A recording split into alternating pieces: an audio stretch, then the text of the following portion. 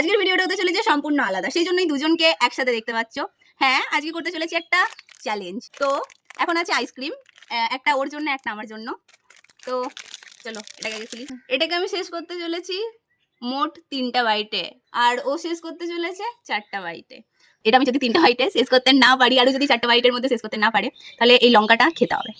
ওরে দুজনে একসাথে নাও তুমি এক साई सॉन्ग हम उससे सुपारी निकाल के बात कर रहे बाबा। आइसक्रीम खाओगे कश्मीर जाओगे शोलों में भर के जियो चलो फिकर ओ बाल और जाओगे जो होगा मेरा अरेक्टा